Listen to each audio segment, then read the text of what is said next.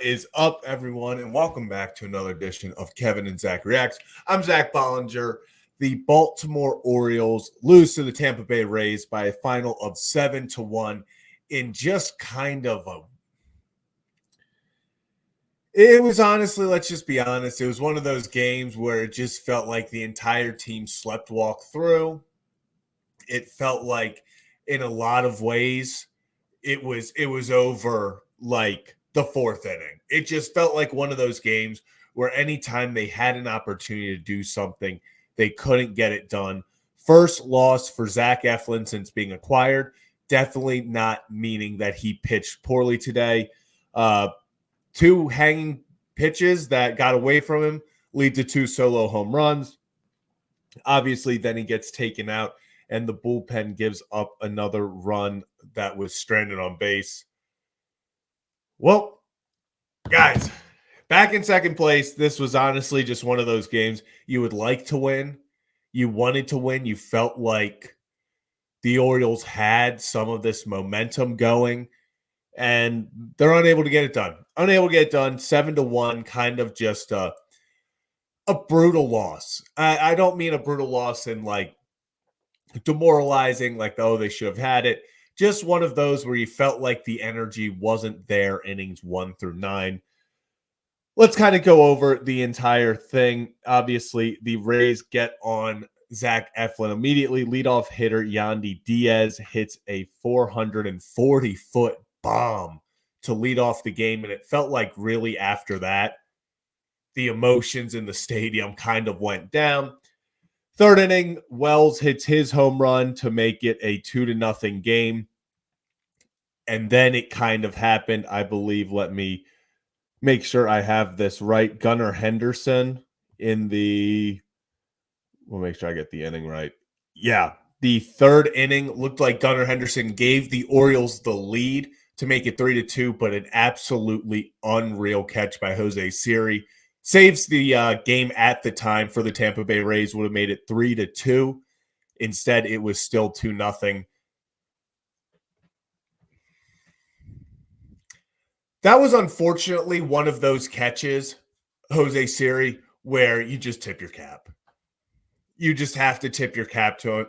You can't be upset. You can't be mad about it. You just have to tip your cap, because that was just...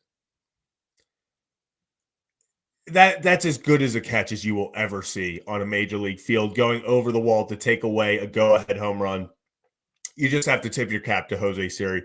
Went out there and made a play for his pitcher. Mullins with the sole RBI, sole run scored for the Orioles on his solo home run in the sixth, and then the wheels kind of fell off. Went from 3-1 to 7-1 real fast for the Baltimore Orioles today. Kind of got out of hand. And by the seventh inning, once it got 5-1, you just really felt like it was over. You felt like it was over. So, honestly, it's one of those games that I'm just kind of like, hey, throw it out and move past it. This just screams, throw it out and move past it. Go win the series tomorrow. That's all you can worry about right now. Just go win the series tomorrow. Today happened. It's a division rival. You're going to lose to division rivals.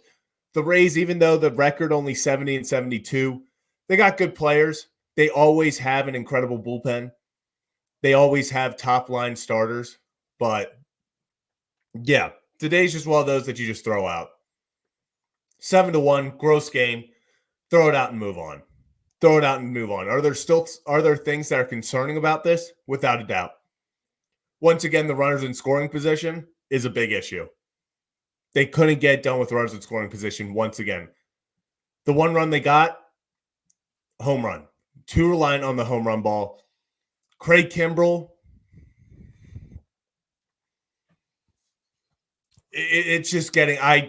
Me and Kevin talk about this at least once a day, it feels like. At least when he pitches, I don't see Craig Kimbrell being on the playoff roster. I just don't see it happening. I don't see, in a world where he is continuously pitching like this, where he can make the playoff roster. So right now in the chat, let's do our one up, one down. My one up, it's going to be Cedric Mullins. I feel like Cedric Mullins is he's the guy for me that he got the home run. He got the home run. So Cedric Mullins is going to be my one up for this one. One down, it could really be a lot of people. Just honestly, an all around tough game for the Orioles. I don't want to give it to Gunnar. Yeah, you know what? I'm gonna agree with Nick here. One down, I'm gonna go with O'Hearn just because of that ball that he kind of botched, and then he had the overthrow where he lost his footing and stuff. I'm gonna give it to him. Didn't have a horrible game, but yeah, and Andy, I agree. I feel like you could put Craig Kimbrell anytime Craig Kimbrell has entered a game recently. You could make him the one down. And actually, I have a stat about that. Hold up. Right here.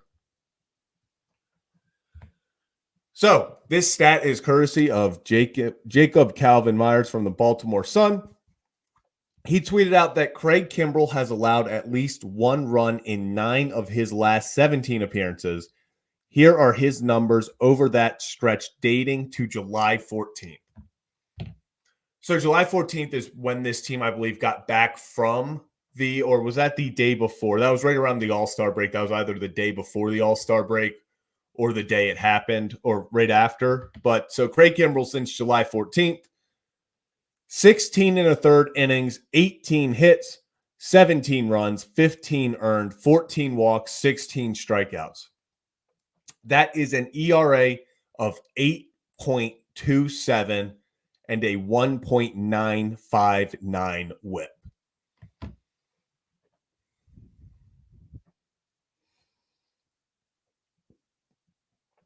You can't rely on someone who in the last 16 and a third innings, in their last 17 appearances, 8.29 ERA. His last 17 appearances. That's the numbers are unreal. 17 appearances, 16 and a third innings, 17 runs in 16 and a third innings. Only 15 are earned, but it's just hard for me. That's the entire second half. For a guy to have an 8.27 ERA, I don't see a way that you can have him on the playoff roster.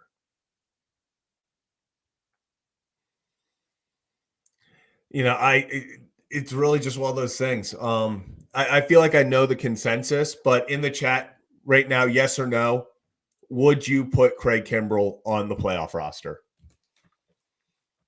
Because especially if Jacob Webb and Danny Coulombe are coming back, if they're anywhere near what they were before they got injured, without a doubt, I don't see a way Kimbrell's on this playoff roster. And judging by the first, wow. Yeah. Okay. So I think I'm glad we are all on the same page of this. No, lots of no's, a lot of expletives before no's. I completely agree. Especially with the way he is pitching over this second half. It's sad because, you know, when over the offseason, the Orioles had to find a way to help replace Felix Bautista. And we all knew that it was impossible to replace Felix with one person, but they tried to get Craig Kimbrell to help fill that void. And it's been, I don't even know if failure is the right word because it feels like more than that. It feels like more than that in House of X. I agree. I completely agree. It was out of desperation. It was completely, they felt like they needed to go get a guy.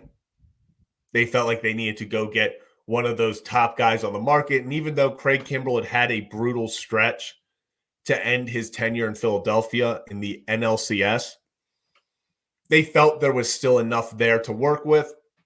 They felt if he got the proper rest, you know, he was overused last year, they could make him into a sustainable option out of the bullpen late in the year.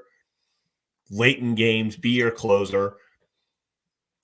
And for stretches, he looked like that. Like, that's the thing. He had stretches of 10, 12 games multiple times this year where you're like, oh, that's the Craig Kimbrell they wanted. That's the Craig Kimbrell that people know, that goes out there and wins ball games. We haven't seen that Craig Kimbrell in 2 months now.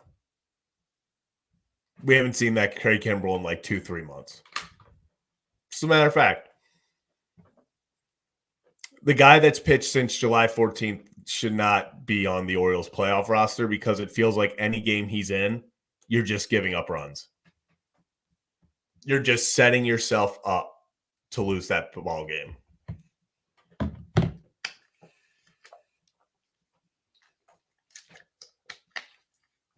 All right. So, moving a little bit past Craig Kimbrell, I want to talk about Zach Eflin today. So, let me bring up the official line by Zach Eflin. So, Eflin is 5 2/3, 8 hits, 3 earned runs, 1 walk, 4 Ks. That 1 walk should have been a strikeout. It was literally in the zone. Everyone in the world thought it was strike 3 except the umpire. So, that was cool, I guess. That sucked. That was ass. But not Eflin's best start as an Oriole, but if you think this was a bad start, you're mistaken. He had 2 balls hang up in the zone too high, got hit out. Bad pitches that got hit out for home runs. He'll be the first to tell you that. He cannot leave those pitches in the locations that he did and expect to get away with it. That's just not how major league hitters work. 9 times out of 10, if you hang a fastball, if you hang a ball in the zone, good hitters are going to hit it out. That's what happened today, especially Yandy Diaz. Yandy Diaz is a damn good hitter in this league. You hang something to him, he's going to hit it out. First at bat of the game, kind of set the tone for Tampa throughout. Definitely not his A stuff, but at the end of the day, if he goes 5 2/3 and only gives up 3 runs, we talk about this all the time. The role of these pitchers right now, especially in this pennant race, especially in the home stretch, you don't need to dominate. You don't need to go out there and try to overdo it and win games by yourself. It's just about giving the team a chance to win. That's all it is. It's about giving the Orioles an opportunity to win the ball game. And if you go 5 2/3 innings, only giving up 3 runs, you are giving this team an opportunity to win ball games. Plain and simple. The Baltimore Orioles, when Zach Eflin left this game, had an opportunity to win. And they didn't. The lead got extended even more. But when Eflin leaves after 6 innings, 6 inning ends, he had only 3 runs on the board. You are in that game and you should be able to win. So, yeah, Zach Eflin gets credited with the loss, unfortunately. But this game was far from Zach Eflin's fault. This was another solid start by Zach Eflin. Just unfortunately, the bullpen really couldn't hold anything past him, but it didn't even matter. Even if the bullpen shut everything down, even if the bullpen didn't give up the inherited runner that got charged to Eflin, even if we don't give up that, it's 2-1, and we're still sitting here with the 2-1 loss.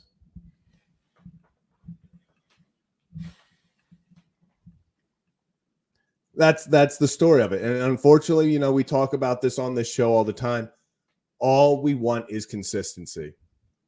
It's the hardest part of baseball is consistency, but that's what good teams do. We want to see this offense become more consistent. We see the nights where they randomly will score 9, 10 runs. Those nights are fun, but it's not as fun when you score 10 runs, 9 runs, and then 0 runs, 1 run, 3 runs, 2 runs. Like this team, yes, they average 5 runs a game, which is one of the tops in the MLB, but it feels like too often it's 8 runs or 2 runs. There's no in between with this team. The team's either on and they're going to score a bazillion runs in the game, or they're going to be fighting their ass off to get 2 or 3 runs. That's the issue with where kind of this offense is right now, with players in slumps, players not swinging the bat as well as they'd like to. You're finding that this offense is extremely streaky. This offense is extremely, if they're hot, they're going to put up a ton of runs. If they're not, you're probably not winning that ball game.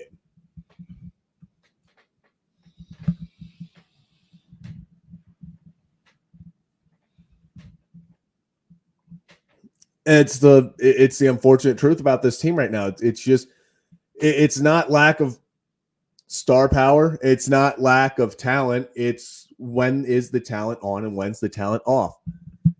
You still go through the Orioles lineup. I mean, right now they're so banged up. You have guys like Emmanuel Rivera who have to play, who have to step up. But when you go down the Orioles lineup, it doesn't lack talent.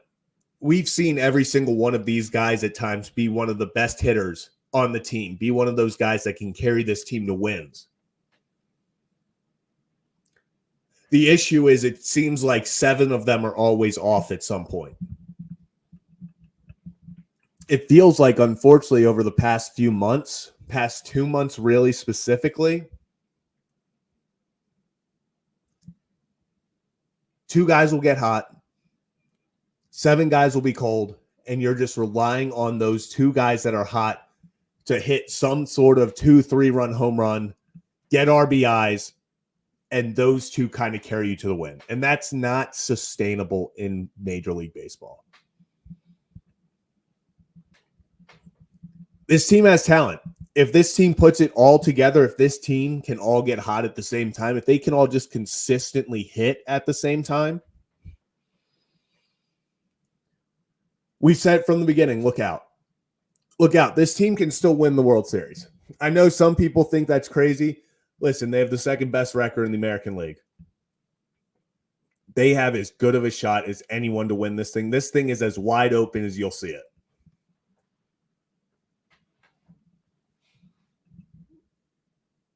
This year is as wide open as you are ever going to see it. So why not the Orioles? It's all about getting hot. They have to get these guys back from injury. You hope a guy like Westy, like Mountcastle can come back, especially Mountcastle because of his fielding alone. I mean, I feel like over the past week or so, we've really missed Mountcastle in the field. More so even than his bat, because O'Hearn is doing decent with his bat. His bat is obviously been up and down, but so is everyone else's, but he's consistently getting on. It seems like he's kind of struggling at first at times, but you know, it's hard because Mountcastle was playing so much.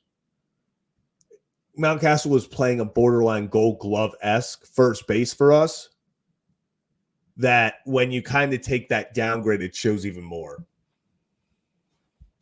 You know, that's the unfortunate part is, you know, when Mountcastle was playing so well at first base, when you kind of go to a guy who's not as, you know, who's not a Gold Glove caliber first baseman, you feel like you notice it more. You know, all the balls in the dirt that Mountcastle would save, all the, you know, jumping, the incredible plays, this diving to get guys at or down the line. Mountcastle, like, it feels like over the past few games specifically, man, this team's mismounting at first.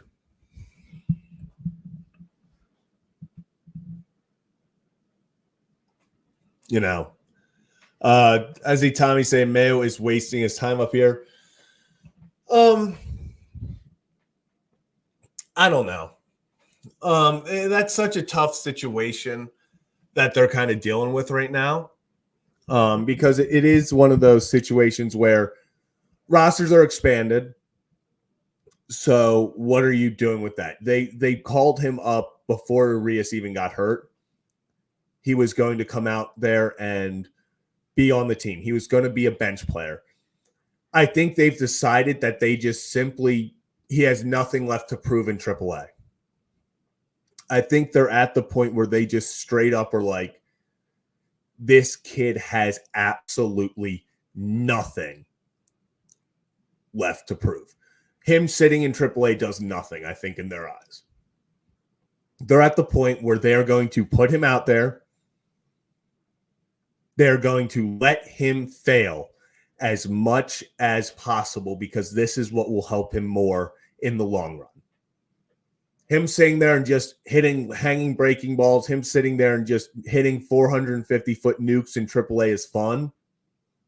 It gets his confidence up, but he's got to get to the point where he's just got to get comfortable at the major league level. I don't think he's going to be on the playoff roster. I don't think that's really a question right now.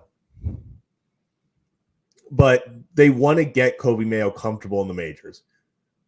And the only way to do that is for him to go out there, even if it's not consistently starting, even if it's getting an at-bat here and at-bat there, they're going to try to slowly get him more comfortable in the major league level.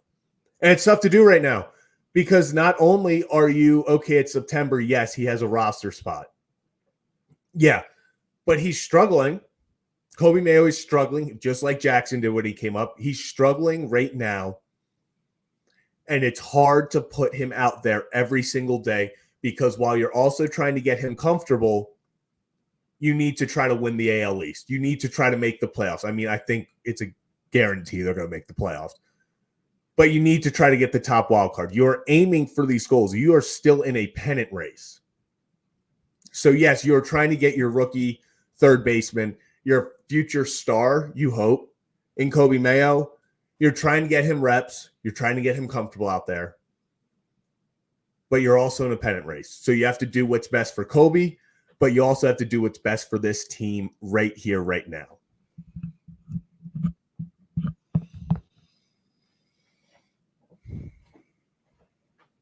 You know, that's just unfortunately the kind of situation where the Orioles are in right now.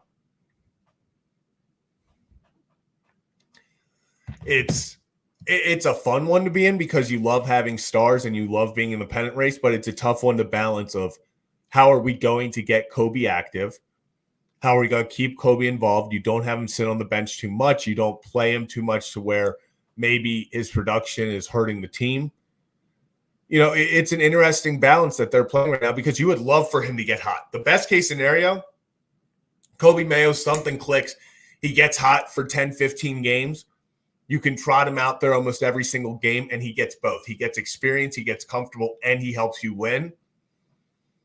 But right now, when he's struggling, you have to kind of weigh the options of, is it more important to get him comfortable right now, or do we need to do whatever is best to help this team win games because it's September 7th? We're not in June anymore. We're not in July anymore. We're not in April. We're not in May where it's okay, develop these guys for the home stretch. Make sure everyone's ready for the home stretch. Make sure people are comfortable. People are hitting their stride in September in the home stretch. We are here. I think there are now 3 weeks left. I think it's like 3 weeks as of tomorrow left in the Major League season. The Baltimore Orioles have 19 games left. 19 games left. It's crazy how fast this season's gone.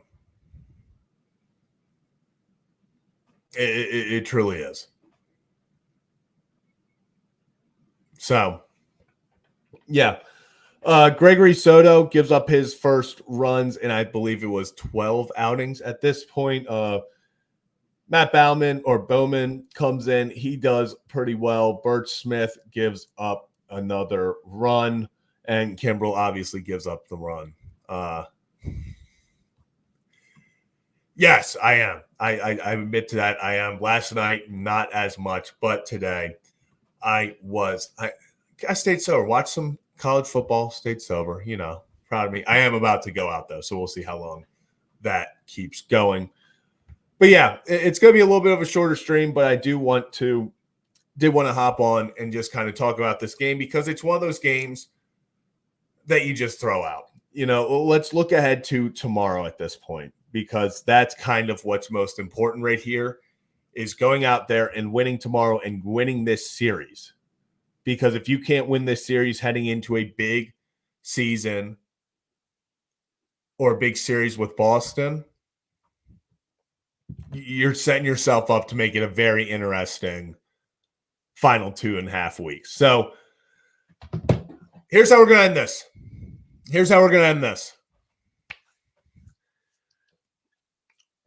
1 through 10. How confident are you in Corbin Burnes tomorrow? Corbin Burnes takes on Zach Littell. Corbin Burnes has had a rough few 5-6 starts. So 1 through 10, how confident are you in Corbin Burnes tomorrow?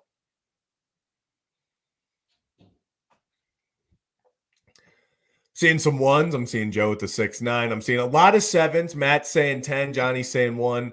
House of X saying, oops, 7. Matthew, I'm going to put mine at a 7. Even though the stats don't show it, or actually the scorecard did show it last time against the White Sox, even though it was a rough first inning. I trust Corbin Burnes tomorrow. It feels like he's getting back on track, so I'm going to say 7. I'm not excited. If this was May, if this was June, I'd say 9.5, 10, go out there. You're our ace, go win it. So I'm going to sit with a 7. I'm confident that he's going to give the Orioles an opportunity to win. I'm confident that at the end of the day, when he leads the game, the Orioles will be in it. But I'm not going to say that it's an automatic 10. It's no longer an automatic 9. It's not an automatic 10 anymore.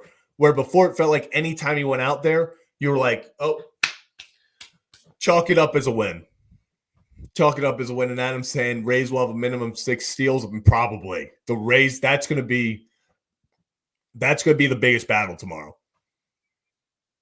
Corbin Burnes cannot walk people tomorrow. That's going to be his biggest thing. If Corbin Burnes is walking people and allowing traffic on the base paths, the Rays are going to take advantage of it. They're going to steal bases. They're going to get guys in scoring position, and they're going to put pressure on the Orioles. And the way the Orioles defense has played at times, the way the Orioles have held runners at times, held runners most of the year, it's hard to say you're confident. If Corbin Burnes starts walking people, if he starts giving up soft contact singles, we'll be in, it's going to be interesting. And I feel like 100%. If the cutter's working, he'll be fine. Couldn't agree more. If that cutter is working, Corbin Burnes will be fine. They took him out early last game to build him some confidence. I think it carries over, and I'm excited. I think Corbin Burnes helps the Orioles get the win tomorrow. But yeah, we'll see. We will be back at it tomorrow. Tomorrow's a 12:05 game. Wow, why is it a 12:05 game? That's kind of wild. But tomorrow's a 12:05 game. We will be back right after the game concludes for another edition of Kevin and Zach React. If you enjoy the content, hit that like and subscribe button on the way out. We do this after every single Orioles and Ravens game, win or lose. Usually Kevin is in some sort of basement, like over here, in some doing his thing, but he's out right now. So I went to hop on, give a quick little stream talking about this. Oh, that's right. It is the Roku game. So Roku game, 12:05. So we'll probably be live around 3:05. NFL football back on tomorrow as well. Should be a fun one. But that'll do it for us for another edition of Kevin and Zach Reacts. Orioles lose 7-1. Back at it tomorrow, and we will